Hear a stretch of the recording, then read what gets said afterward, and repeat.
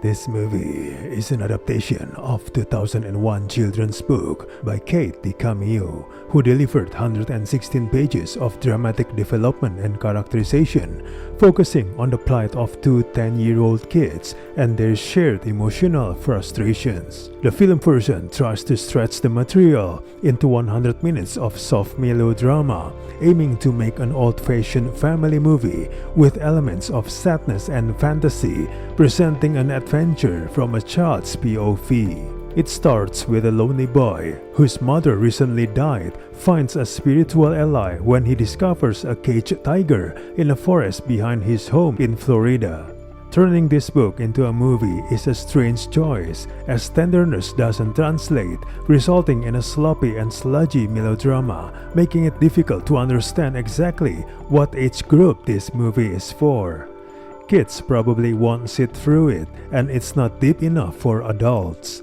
What ultimately transpires may be difficult for a parent to adequately explain to a child, particularly if it doesn't make a lot of rational sense to the adult. The movie's mix of imagination and realism doesn't quite cover up the fact that the kids' eventual plan to free their emotions by letting the tiger loose is a terrible, dangerous, and almost certainly a fatal one. At several points, it seems like the movie wants to be an enchanting fantasy. However, the bulk of the story is also kept grounded in depressing reality.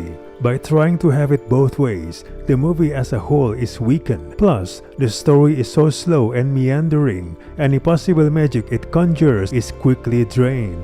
The story's simple purpose and potential promise are overburdened and overwhelmed by too many elements that feel like distractions.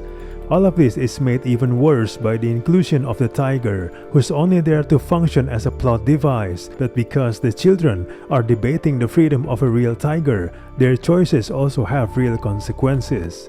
Despite taking its title from the exotic animal at the center of the story, the film is far less interested in the real issues the tiger's captivity points to than using the animal as a metaphor for the emotional troubles faced by the human children who stumble across him. The metaphors are so obvious that the film becomes trapped in its own bunch of archetypes and cliches, with the imagination is somehow short-lived in this children's movie.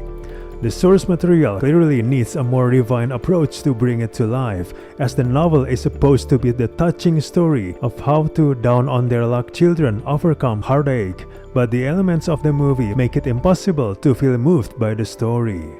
While the two main leads do their best with the material they're given, their scenes often come across as awkward and forced. Rob's flashbacks to the happier times when his mother still lived feel cheap. Queen Latifah is the most watchable part of the film, imbuing her stereotypical character with a warmth and intelligence that much of the rest of the film lacks.